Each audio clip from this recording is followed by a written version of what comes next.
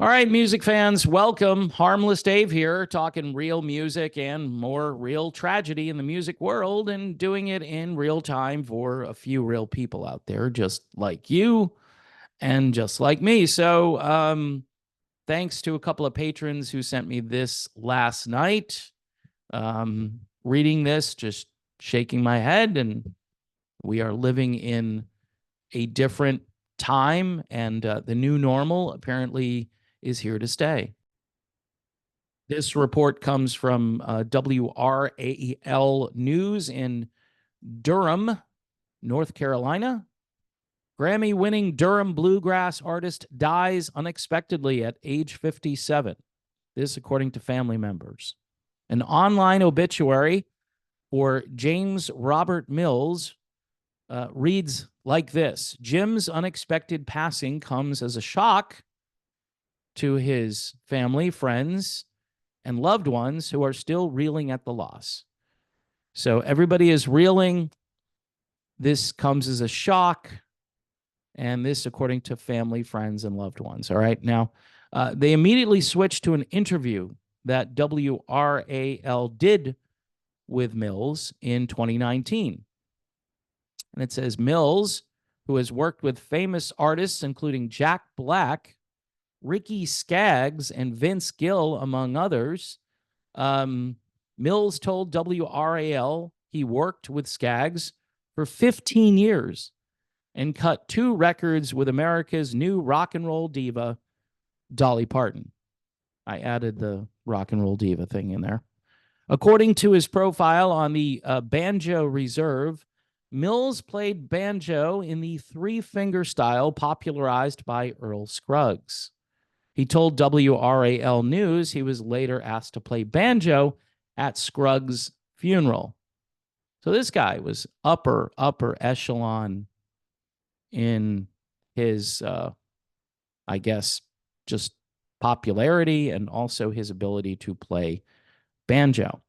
Mills was born in Raleigh, North Carolina, and began touring with the band Doyle, Lawson, and Quicksilver right out of high school. Later in his career, he released solo work, including multiple albums, and was a member of the group Kentucky Thunder. His obituary said Mills, a 6-time Grammy winner. Oh, wait, stop. A 6-time Grammy winner played on stage at the Grand Ole Opry and Carnegie Hall. Man, so he played the Grand Ole Opry and Carnegie Hall and was a 6-time Grammy winner. Okay. According to his obituary, Mills won the International Bluegrass Music Association Banjo Player of the Year Award 6 times and earned IBMA's Album of the Year for his album Bound to Ride. He is the author of a book on vintage Gibson banjos made prior to World War II, which he also bought and sold out of his Durham home. Mills' obituary reads, nicknamed Smilin' Jim in the bluegrass world, he was a truly joyful soul with an infectious smile that he shared freely with friends, family, and stranger alike.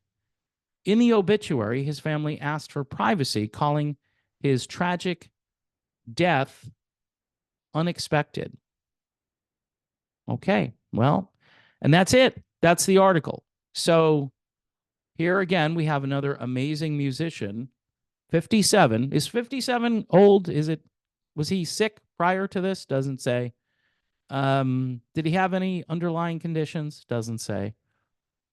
Let me ask this question. Is it better that people just think it's a fluke, right? That just keeps happening to people? Is it better for psychologically? I mean, obviously, this publication is nowhere near asking any of the questions. At least Chris Cuomo, of all people now, is starting to ask some questions. Apparently, he's got issues himself. What a scam that was. He was working for CNN and telling everybody that they...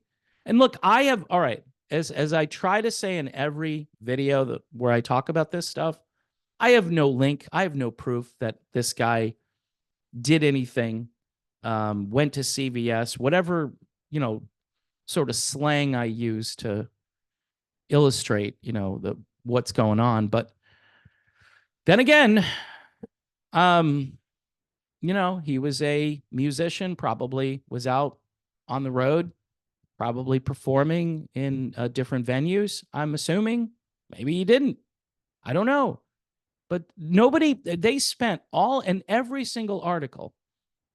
They talk about the guy's life, which in this case, this was one great musician, right?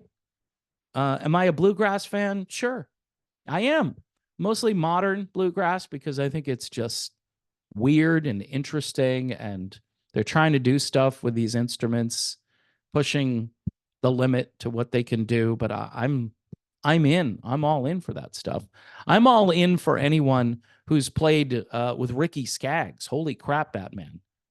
I mean, Ricky, he's next level, right? And so this guy must have been kind of next level. So, all this basically from the obituary. Really try. Look, if it's something, if it's just like a heart attack, random heart attack, maybe he wasn't in good health prior to that, but they're shocked.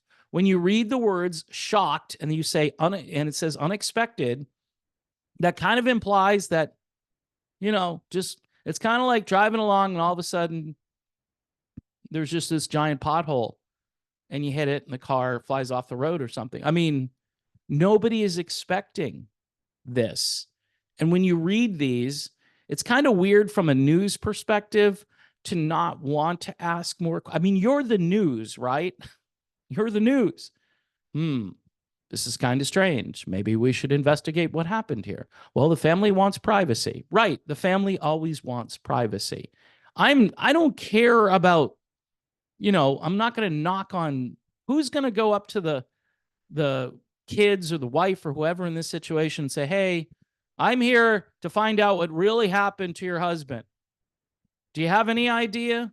Maybe, they're going to do an autopsy. Maybe they're not.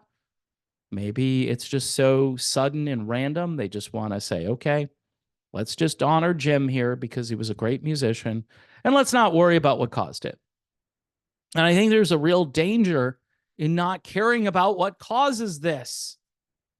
Okay, so this probably happened before 2021, right? Probably happened every so often and people were perplexed. But then you would probably find out, hey, this person was suffering from heart disease. Hey, they had some kind of underlying condition that precipitated them not breathing anymore. Something. Give us something. Not because we want gossip. This isn't about gossip. This is about finding out if something is happening. And I think we're pretty close, right? The New York Times. I mean, but they're just talking about side effects and things like that. This, of course, is a much bigger problem.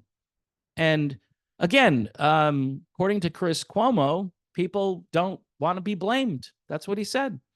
People aren't speaking out because Chris Cuomo was a guy who told everybody and shamed everybody. And musicians, by the way, I already mentioned that in many videos about how, people like Gene Simmons, Noodles from The Offspring, there are other, just everybody basically said, just go and do. Garth Brooks, remember? He had a tent. You had to have your card or your QR code handy. I mean, this is how extreme it got. And by the way, I'm not forgetting this stuff. And the internet, I imagine that the internet is probably going to start scrubbing things if this continues. They're going to have to. Oh, no, that didn't happen. I don't know where you're getting that from. Yeah, I lived through it. I should have taken pictures of the yellow crime scene tape around the swing set. But I didn't do that. I was just in shock looking at, hey, this is a playground. It's outside. I mean, all this stuff is related, what they did. Yeah, don't go outside and get fresh air. Don't do that. Don't get vitamin D. Wait for our super safe and effective product. And there's a good chance that Jim, because he was in this business, had to go and do this protocol. He had to do it. That's my guess. If he avoided it, I'd be surprised. And nobody, of course, is going to, Do you think WRAL is going to ask that question? There are all these news outlets are so, Chris Cuomo said something that I think is really important. Everybody's just trying to avoid this. They're hoping it goes away. So anyway, our thoughts, our prayers go out to this family. This was a great musician. He seemed like he was a great guy, which is actually more important than his musical talent. But Ricky Skaggs, Earl Scruggs, I mean, that's upper echelon of the bluegrass world.